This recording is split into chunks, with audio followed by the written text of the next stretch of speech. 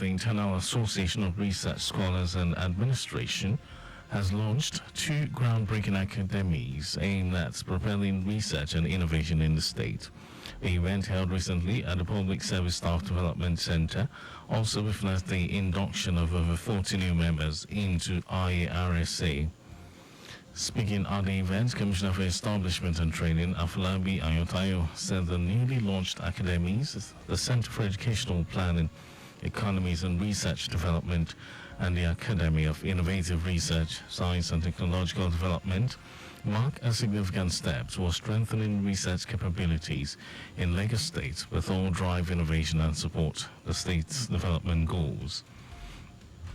Ayotayo commended IASA and the PSSDC for their leadership roles in research and innovation, while highlighting the importance of research in creating an effective and efficient service delivery.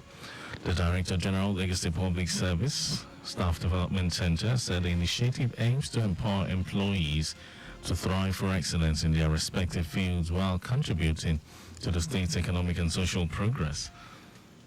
Meanwhile, the president of IASA, Professor Ogunshaki Akin, expressed the organization's vision to be a leading force in research and development, collaborating with government, academia, and the private sector to advance innovation.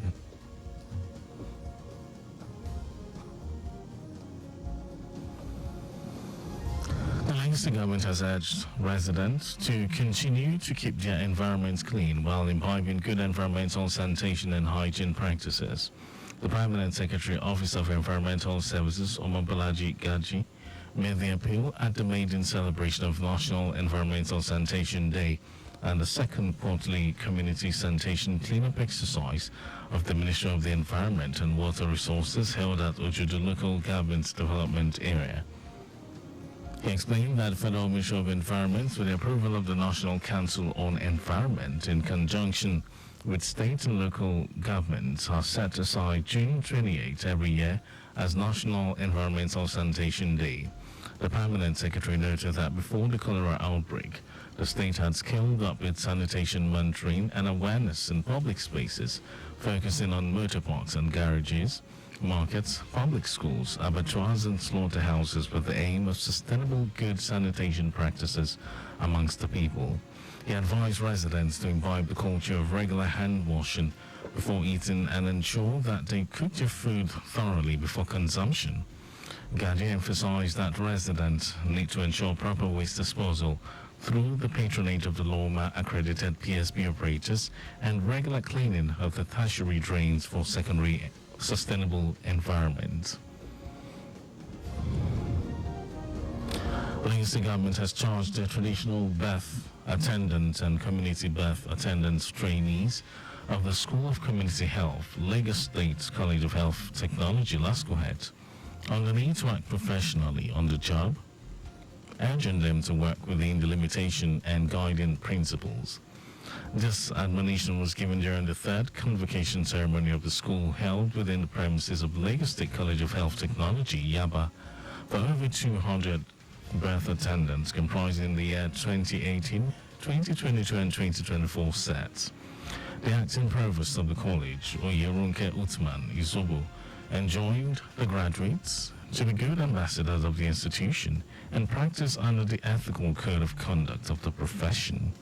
Uthman Isobo said that the due recognition given to practitioners of traditional medicine in Lagos State is as a result of the all-inclusiveness policy of the administration of Governor Babajide Sanwo-Olu to ensure universal health coverage for the residents either through orthodox medicine or traditional health care.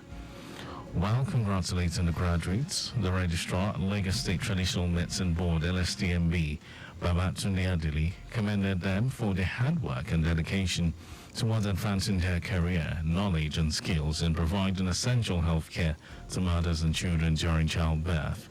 In a remark, the Don School of Community Health, LASCOHET, Oluwayemisi Sani, called on the graduates to embrace the Nobel calling that has committed them to support and empower mothers during childbirth. The Nigerian Labour Congress (NLC) has rejected a suggestion by governors that they should be allowed to determine the wages of their workers, saying it is not only dictatorial but against the concept of the minimum wage. The Southern Governors Forum, in a communique issued at the end of their meeting held in Abeokuta, Ogun State capital, advocated that each state should be allowed to negotiate what it could pay with labor. The forum argued that the minimum wage should be reflective of the cost of living and that each state should be allowed to negotiate its minimum wage. On its part, the 36 states of the Federation under the Nigerian Governors Forum promised to remain dedicated to the process and assured that better wages would result from the ongoing negotiations. Reacting to the position of the Southern Governors Forum, the NLC, in a statement, warned the state governors against further inflammatory statements concerning the minimum wage to avoid provoking industrial unrest. The NLC urged President Bola Tinubu, who had promised a living wage, not to allow himself to be blackmailed or boxed into a corner by unpatriotic governors. And in some foreign news, Palestinian fighters engaged Israeli forces in fierce battles in northern Gaza City's Shujaiya neighborhood, a day after tanks and troops rolled in and sent tens of thousands of terrified civilians fleeing. In a statement on Friday, Al-Quds Brigades, the armed wing of Palestinian Islamic Jihad, said it blew up a booby-trapped residential building in Shujaiya, killing 4 Israeli soldiers and wounding 5 others. The impoverished explosive device used was an undetonated F-16 missile recovered intact after it was fired from an Israeli warplane. No official confirmation of soldiers' deaths in Shujaiya was immediately available on Friday, but Israel's military did report 1 soldier was killed and 9 were wounded in clashes throughout Gaza over the last 24 hours. And then in sports news, in a highly anticipated event for basketball enthusiasts worldwide, the 2024 NBA Draft has unveiled its roster, featuring a notable entry, LeBron James' son, among the 58 talented prospects selected. This milestone marks a new chapter in the league's history, showcasing a diverse array of promising athletes poised to make their mark on professional basketball. According to the latest updates, there are 58 athletes drafted altogether, with 30 making the first round, 28 the second. The 2024 NBA Draft is the 78th edition of the National Basketball Association's annual draft. Meanwhile, 4-time NBA Most Valuable Player LeBron James and a Lakers playmaker is a 4-time NBA champion, has said he would like to play alongside his son next season in what would be the first father and son combination in NBA history. And that was our news at 1. But just before we go, always slow down at road junctions, intersections and pedestrian crossings.